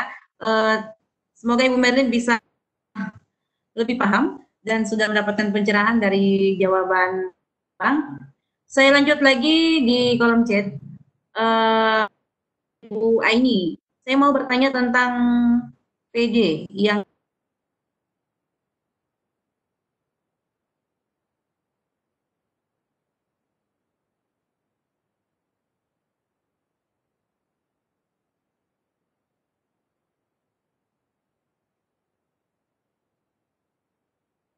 mungkin ini seminar bersertifikat ya Pak? Ya, gimana? Sempat hilang barusan suaranya Bu. Ulang Bu. Halo, ya. Ya Bu. Ya. Yang barusan ini pertanyaannya tentang, ini saya tanya tentang PD yang kita ikuti dalam masa ini, biasanya seminarnya bahkan sampai 3 kali per hari. Pertanyaannya ini diakui dan semua nilainya. Oh sudah ya? Sudah ada yang bertanya dan sekaligus penjelasan tadi ya. Oh ya, baik, terima kasih.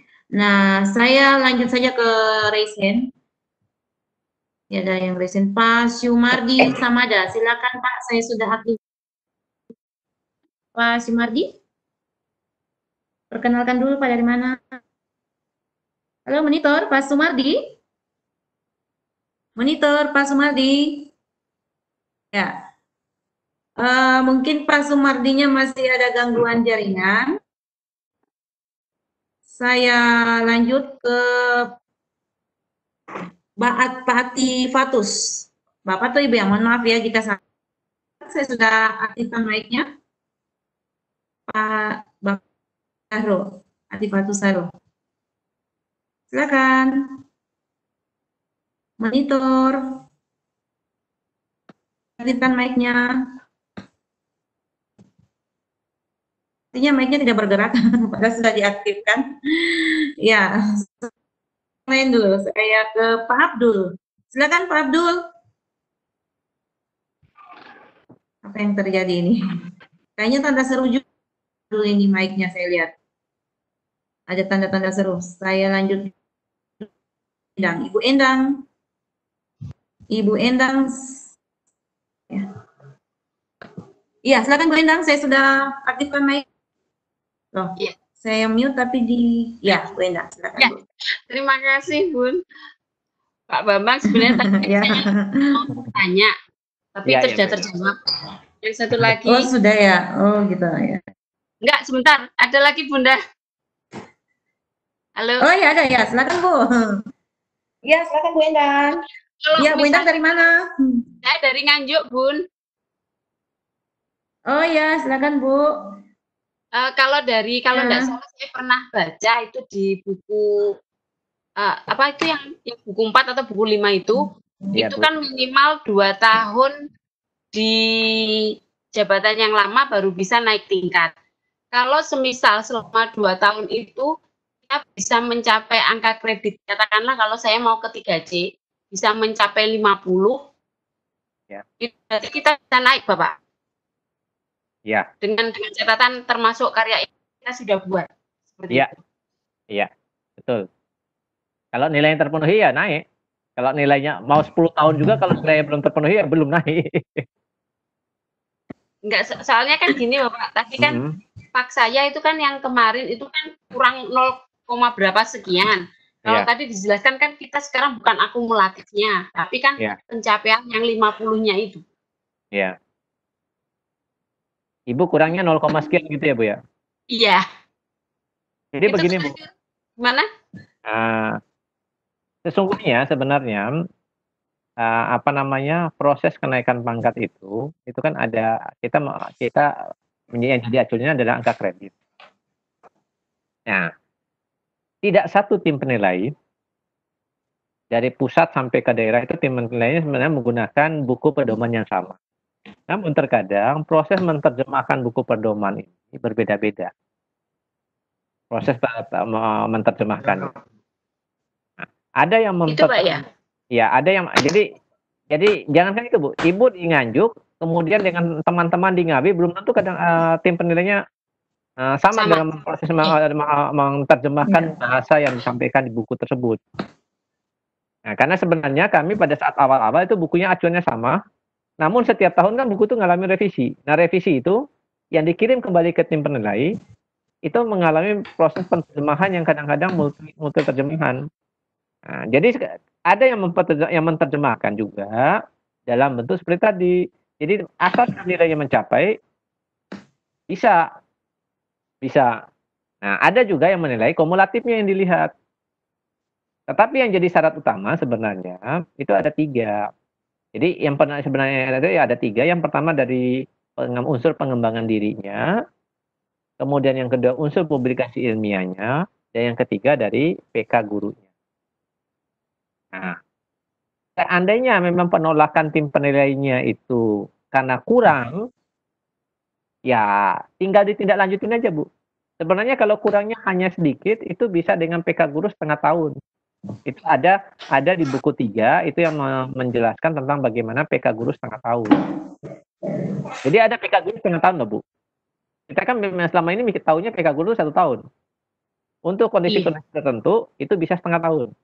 Karena PK guru bisa dinilai sekurang-kurangnya 1 semester, itu PK guru bisa dinilai. Nah, dengan 1 semester berarti pola perhitungan untuk setengah tahun. Nah, itu sebenarnya bisa kalau kurangnya sedikit. Jadi saya sarankan, kalaupun memang tim penilainya mengatakan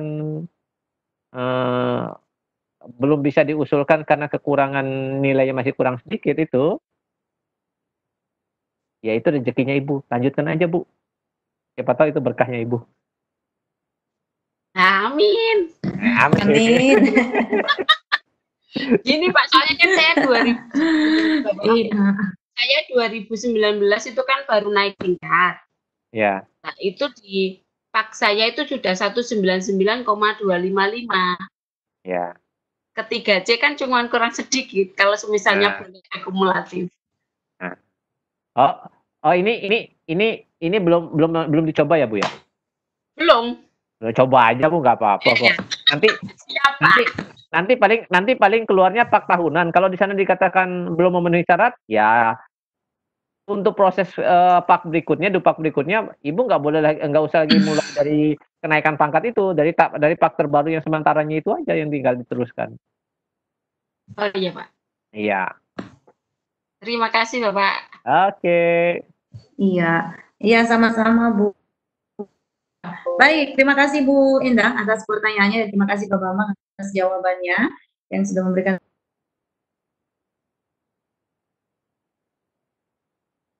Lanjut Bapak Ibu, waktu kita masih sekitar 30 menit dan di kolom raise hand ada 4 orang yang raise hand. Tadi 3 itu yang sudah dibuka mic-nya tapi belum bersuara. Satu tambahnya saya kembali dulu ke kolom. Ini dari Pak Jeffrey Paat. Mungkin sudah jawab atau belum? Ini tadi, selamat malam Pak Bambang, saya ingin bertanya, saya telah menerima SK kenaikan pangkat TMT Oktober 2017. Diusulkan sejak bulan Juli 2017. Selang bulan Oktober 2017 ada beberapa diklat yang saya ikuti dan mendapat sertifikat beberapa buku ber-ISBN bulan, wah ini panjang sekali.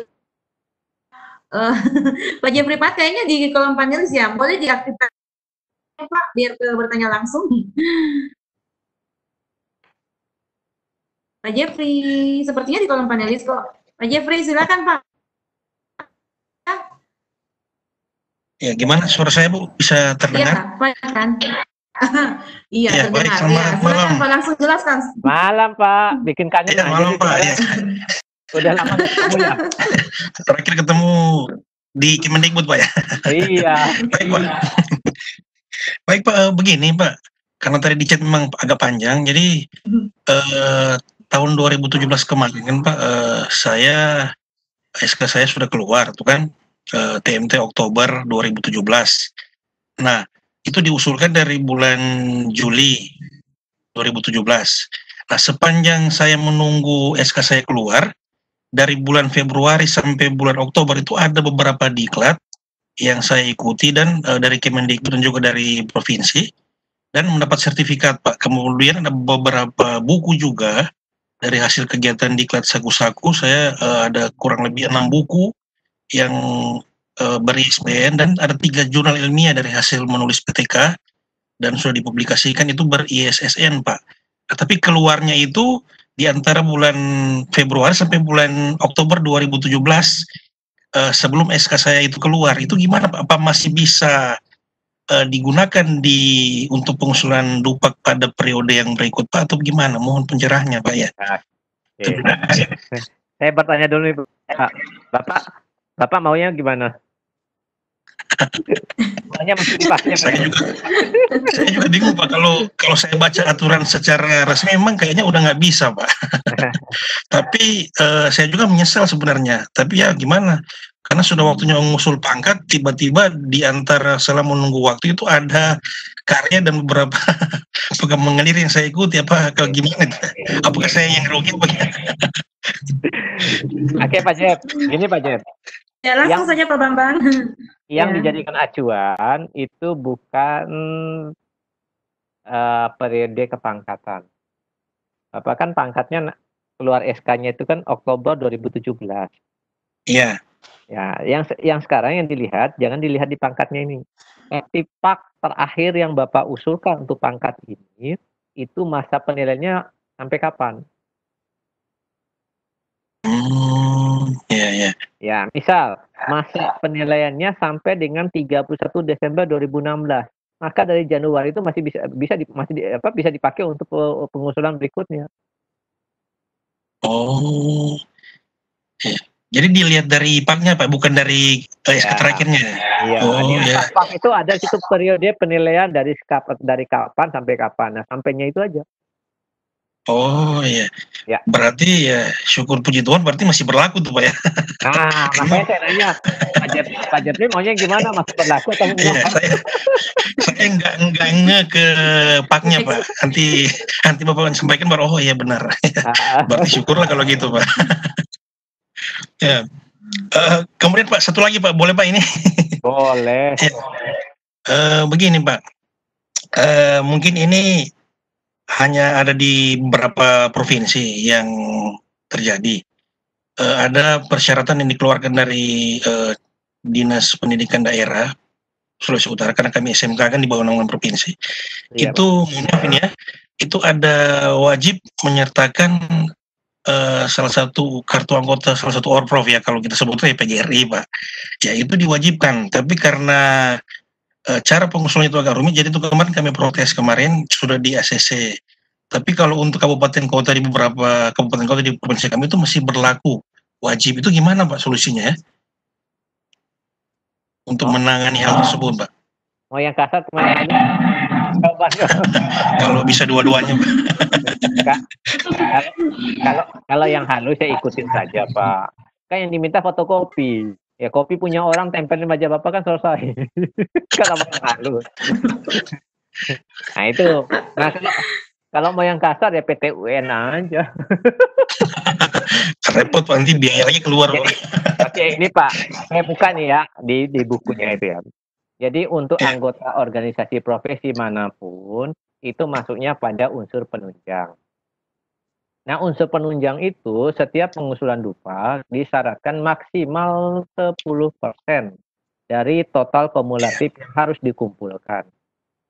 Nah, kata-kata maksimal 10% artinya 0 pun boleh. Itu kalau kembali pada aturannya. Oke. Baik. Siap Pak. Tapi kemarin saya ganti loh Pak. Saya masukkan KTA IGI Pak kemarin, nggak diprotes loh. Iya. Kalau masih diprotes ditambahin lagi Pak. Jangan KTA-nya, bila perlu sekalian aja dengan akta notaris pendiriannya. Oh itu lebih resmi lagi Pak. Kalau Bapak nggak punya, saya punya Pak. Nanti saya kirim. Lebih jelas. Udah Pak, cukup SK-nya aja Pak yang saya lampir ya. Oke Pak, terima kasih banyak Pak untuk pencerahannya Pak. Ya, terima kasih Bu Yunita. Terima kasih. Iya, baik. Terima kasih Pak Jeffrey. Terima kasih Pak Bambang. Nah ini sepertinya sangat antusias ini ya para penonton kita. Banyak sekali pertanyaan. Saya lanjut lagi dalam chat berikutnya. Ini dari Ibu Bapak ya kayaknya. Oh Ibu Ferdiani Dian. Assalamualaikum, maaf saya mau bertanya, di tahun guru ditugaskan untuk membuat buku kerja 1 sampai 4. Efektif dan apakah tahun sekarang juga sama? Terima kasih penjelasan. Jawabannya masih sama karena kurikulumnya belum berubah. Jawabannya masih sama, buku kerja guru 1 sampai 4. Karena kurikulumnya belum berubah, masih 2013. Iya, baik, terima kasih. Iya, lanjut saya.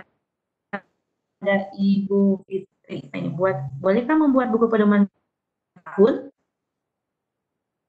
Ya, gimana ini Pak? Jawabannya silakan. Ya. Di acuannya, di acuan di buku 4, buku PPK guru PKB guru itu sudah dikatakan buku pedoman guru itu adalah buku tahunan. Nah, karena katanya buku tahunan, maka isinya setahun. Tahun itu berapa? 2 semester. Karena terus kenapa kita nggak ngikutin tahun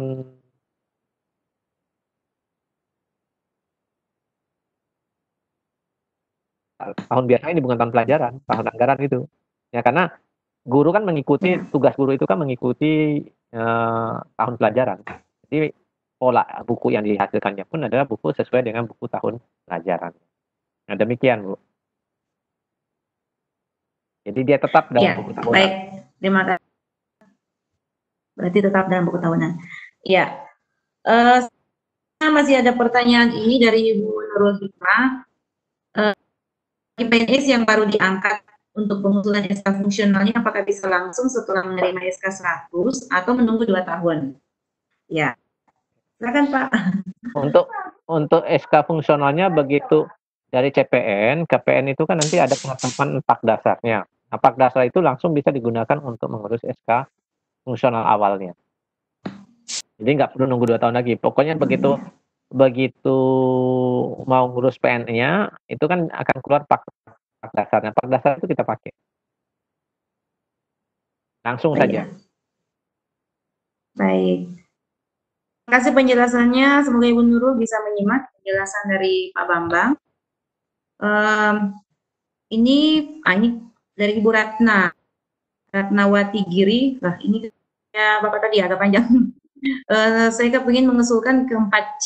Nilai PAT-nya sudah 698 tahun 2012. Sudah 4 tahun berlalu dan sudah punya 2 buku ISB. Kumpulan puisi, karya inovasi dan seni, dan 4 artikel yang sudah dijurnalkan. Ada 4 dari hasil PTK yang saya lakukan. Apakah sudah cukup untuk pengajuan syarat DUPAK tahun 2020? Oke. Kembali lagi, kalau sudah 4C itu kan penilaian dari penilai pusat. Dengan pola penilai pusat, maka acuannya itu adalah acuan baku yang ada di pusat. Acuan baku dari pusat itu apa? Dia tidak lagi melihat berapa kurangnya dari periode sebelumnya. Tetapi yang dilihat adalah kumulatifnya. Sekarang kumulatifnya Ibu bagaimana? Yang pertama saya lihat, kalau dari sudah 4 tahun berlalu, artinya dari PK gurunya itu sudah mencukupi nilainya dari PK guru. Kemudian dari pengembangan diri. Nah, karena Ibu belum menceritakan pengembangan dirinya, jadi saya belum bisa katakan sudah bisa atau tidak. Tapi pengembangan dirinya, setidaknya Ibu sudah mengumpulkan nilai 6 angka kredit dari pengembangan diri. Dari pelatihan-pelatihan dan sebagainya. Nah, kemudian ada syarat publikasi ilmiah. Publikasi ilmiah yang harus dikumpulkan ke 4C, itu sekurang-kurangnya angka kreditnya berjumlah 12. Meliputi yang wajibnya, sekurang-kurang terdapat 1 PTK, di sini sudah dikatakan ada 4 PTK, berarti sudah bisa. Kemudian ada 1 tulisan yang masuk ke jurnal, di sini sudah dikatakan juga sudah ada. Artinya sudah memenuhi syarat. Walaupun dikatakan di sini sudah mempunyai buku ISBN juga. Nah, ISBN buku ini belum jadi syarat wajib untuk ke 4C. Ini buku ISBN-nya adalah syarat wajibnya untuk ke 4D. Tapi boleh diusulkan. Nah, untuk buku Bapak dan Ibu, hati-hati dalam membuat buku. Buku yang dinilai ataupun PTK yang disusun secara kolektif, tidak perorangan, maka penilaiannya bukan penilaian 100%. Ada proporsinya. Kalau berdua bagaimana? Kalau berdua, yang nama di atas itu 60% dia dapat nilainya. Yang nama di bawahnya 40%. Kalau 3 bagaimana? 3 juga berbeda. Yang paling atas itu nilainya 40%. Yang 2 di bawah nilainya masing-masing 30%. Kalau 4 bagaimana? 4 juga ada nilainya. Beda lagi nilainya. Kalau 5 bagaimana? 5 sudah nggak dinilai yang ke bawahnya. Hanya sampai 4 penyusun. Jadi kalau kita nyusunnya rame-rame, nama kita ada di nama kelima, kita jangan berharap itu bisa dipakai. Jadi kalau Bapak dan Ibu mau nyusun buku yang sifatnya rame-rame, jangan lebih dari 4 orang. Itu saran saya. Agar semuanya bisa mendapat nilai walaupun proporsinya berbeda. Demikian saja, Bu. Selamat ya, Bu. Iya, baik. Terima kasih.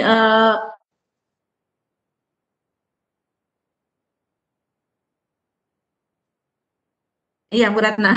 Terima kasih Pak Bambang. Sepertinya ini otomatis terjawab. Ini pertanyaan dari Pak Uni yang tadi ya, Pak Syafrizal Hajar.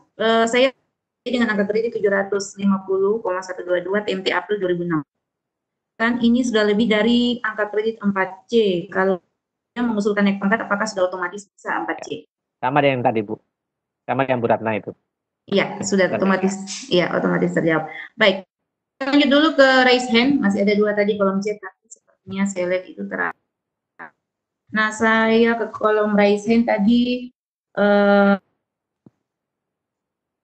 kembali ke MCA. Sorry.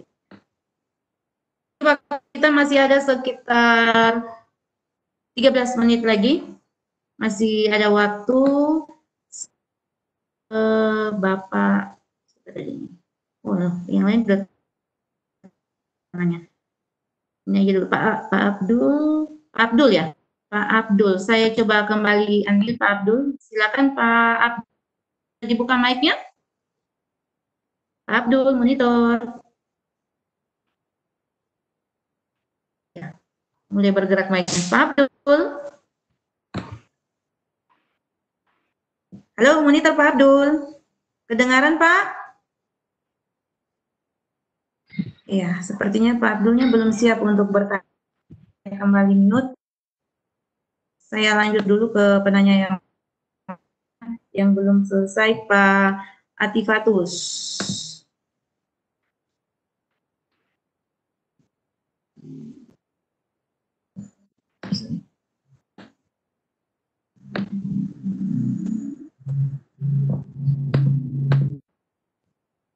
Ya, silakan Pak Atifatus. Monitor, Pak. Ya, Pak Atifatus, ini kesempatan kedua, Pak. Juga, kembali saja dulu ke yang lain. Tadi ada Pak Ansuri, saya lihat tadi, Encik Ansuri, tapi itu yang terakhir. Oh, sudah diturunkan tangannya ini, Pak. Encik Ansuri. Pak, ya, coba itu yang tadi juga. Pak Sumardi, aktifkan mic-nya, ini kesempatan kedua, Pak, untuk bertanya. Silakan, Pak. Pak Sumardi, monitor. Halo. Adakah Pak Sumardi? Seperti bergerak sedikit pun. Kalau tidak, saya langsung ke kolom chat. Nah, di sini sepertinya tidak ada yang bersuara yang sudah dibuka mic-nya. Saya lanjut ke ini sudah. Oh ya. Ibu Sri lagi ya, Ibu Sri ini kayaknya. Ibu, Assalamualaikum Pak, saya mau mengajukan PAK ke 4C. Nilai PAK 630,484. Mempunyai 2 best practice yang sudah diseminarkan tingkat kabupaten. Diskusi ilmiah diseminarkan dan proceeding, maka bisa digunakan untuk kenaikan pangkat akte akhir 2000 Januari. Silakan Pak Bambang. Oke. Kalau ditanya bisa diusulkan, bisa dipakai buat pengusulan, jawaban saya bisa best practice, kemudian ada proceeding presentasi ilmiah, itu bisa. Nah, kembali lagi, apakah bisa memenuhi syarat untuk proses kenaikan? Maka ada syarat wajib tadi. Nah, dari kalau keempat C itu syarat wajibnya salah satunya adalah PTK. Yang kedua, artikel yang dimuat dalam jurnal. Nah, itu menjadi syarat wajibnya kalau keempat C. Sama keempat B juga sama dengan 4C. Nah, kalau keempat A, syarat wajibnya hanya PTK. Kekurangan angka kreditnya wajib disertakan dengan karya-karya lainnya. Jadi tidak untuk diketahui semuanya Bapak dan Ibu dalam mengurus kenaikan pangkat, publikasi ilmiah itu nggak boleh satu jenis, harus beragam. Jadi jangan misalkan saya butuh nilainya 8, pakai PTK aja 2, itu nggak boleh, harus ada variasinya. Jadi tidak boleh monoton pada satu jenis publikasi ilmiah. Harus divariasikan dengan jenis publikasi ilmiah lain. Demikian, Bu. Ya, baik. Terima kasih Pak Bambang penjelasannya dan semoga Ibu Sri bisa menyimak dengan baik penjelasan dari penjelasan ini. Saya lanjutkan pada yang hampir terakhir. Kedua dari terakhir dari Ibu Evinola. Apakah jurnal ilmiah ber-ISBN yang diberikan oleh sebuah percetakan dapat digunakan untuk kenaikan pangkat atau jurnal yang diterbitkan oleh penerbit atau lembaga tertentu? Silakan Pak. Ya, kalau di buku acuannya itu tidak ada dikatakan mau diterbitkan sama siapapun. Yang penting dia ber-ISSN. Karena ISSN itu yang mengeluarkan hanya satu di Indonesia ini, LIPI. Jadi mau oleh perusahaan percetakan yang mencetak itu boleh. Toh ISSN-nya tetap dari LIPI. Nah, biasanya kalau dari percetakan nanti oleh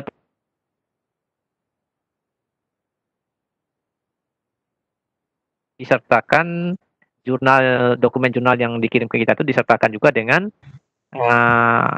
lisensi dari LIPI tentang penomoran ISSN-nya. Nah, itu. Jadi biasanya disertakan juga sebagai dokumen yang memperkuat kalau percetakan tersebut memang sudah diberi kewenangan oleh LIPI untuk menerbitkan jurnal dengan ISSN tersebut. Nah, gitu biasanya, Bu. Iya, baik. Terima kasih Pak penjelasannya, Bu Evi. Simak penjelasan dari Pak Bambang. Saya lanjut di pertanyaan yang terakhir. Yang satu ini sepertinya ini sudah dijawab tadi. Untuk waktu tercepat bisa naik pangkat minimal berapa tahun? Sepertinya sudah tadi Pak ya. Sudah dibahas tadi itu. Ya. Ini yang terakhir. Apa itu yang terakhir ya? Nah ini terakhir. Apakah bukti mengikuti workshop selama 36 jam dan foto diseminasi workshop bisa diusulkan naik pangkat? Kalau iya, berapa? Dari Ibu Rika Yosefa. Terima kasih, Bu. Silakan, Pak. Oke. Apakah bukti mengikuti workshop selama 36 jam dan foto diseminasi workshop bisa diusulkan untuk kenaikan pangkat, tapi tidak perlu menampilkan foto diseminasi. Karena workshop itu kan biasanya sudah ditulis berapa jamnya. Yang perlu dilampirkan adalah surat tugas Bapak dan Ibu pada saat mengikuti workshop itu dan dibuatkan dalam bentuk laporan pengembangan diri. Nah, seperti apa bentuk laporan pengembangan diri? Yang butuh boleh japri. Terima kasih. Iya, baik. Yang butuh boleh japri. Tampilkan email dan WhatsApp Pak Bambang ya. Dan ini paling terakhir, oh ya, ya nanti ada nomor yang tadi sudah di-share nanti. Dari Ibu Sri tadi kayaknya masih lanjutannya ya. Bagaimana caranya untuk SSN ke LIPI?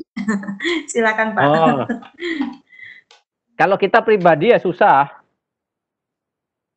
Ya kalau yang cari gampangnya harus ada lembaga pelindungnya biasanya. Jadi kalau Ibu mau mengusulkan jangan atas nama pribadi, atas nama satu lembaga tertentu. Nah, biasanya kalau percetakan itu dia kan karena bukan membawa nama pribadi, membawa ada nama perusahaan, itu biasanya lebih mudah. Saya bersama teman-teman dulu di dinas itu pernah mengusulkan ISSN di LIPI. Itu prosesnya lebih dari 2 tahun tuh baru keluar. Dan lumayan antriannya. Itu tahun 2014 kami dapat dulu.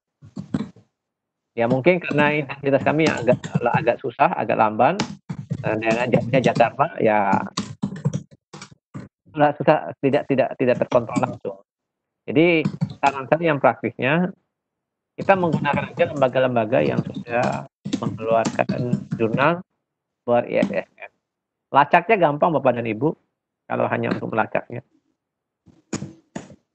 Coba kita baca di salah satu jurnal, di situ ada ISSN-nya, kita lacak saja ISSN-nya di LIPI.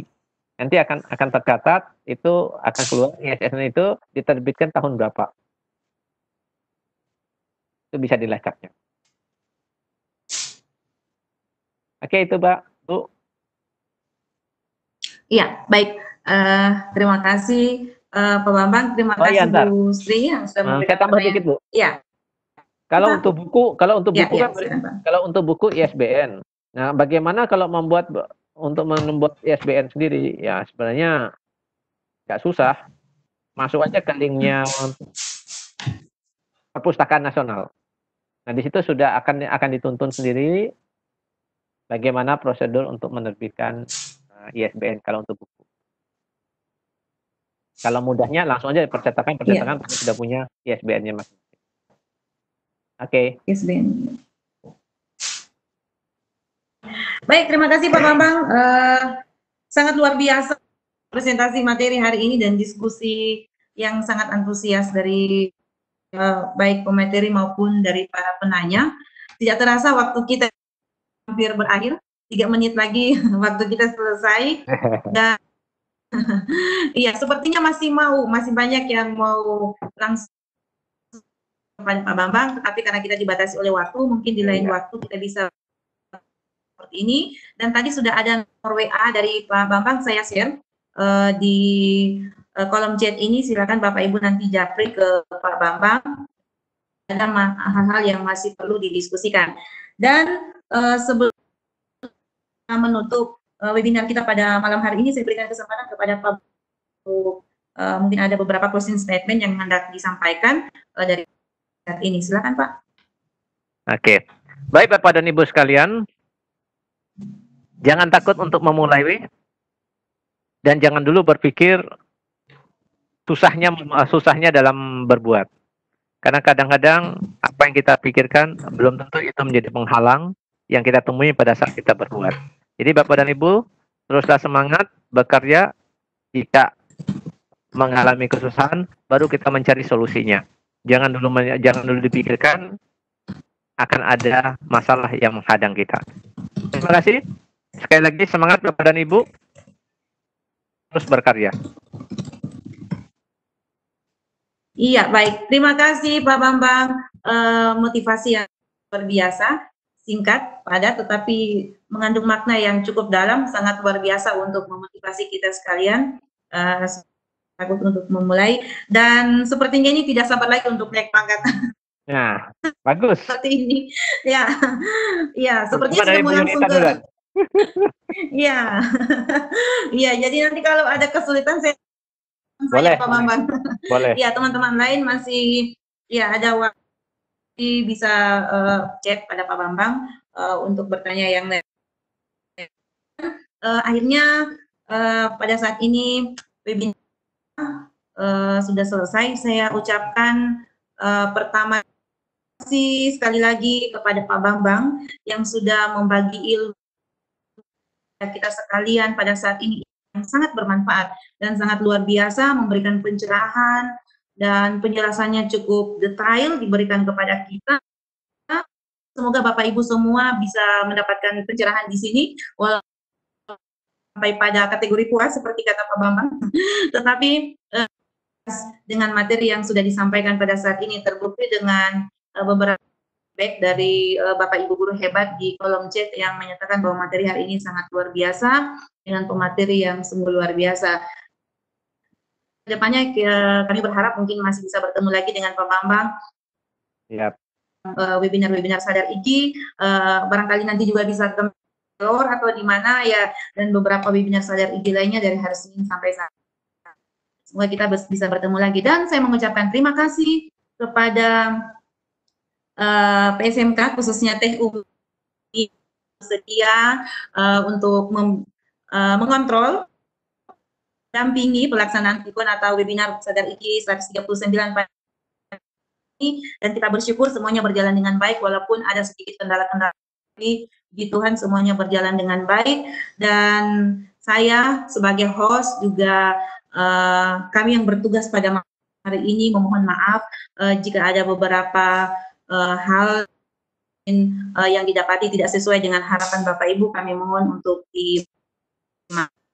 dan terima kasih kepada semua panitia yang sudah bekerja sama pada hari ini sehingga webinar kita berjalan dengan baik dan semua yang ada di kolom panelis. Dan paling terakhir saya mengucapkan apresiasi dan terima kasih kepada Bapak Ibu yang ada di kolom attendees sudah bergabung dan juga menyampaikan beberapa pertanyaan-pertanyaan yang hebat, yang cukup menarik dan menjadi sebuah diskusi yang sangat luar biasa malam hari ini.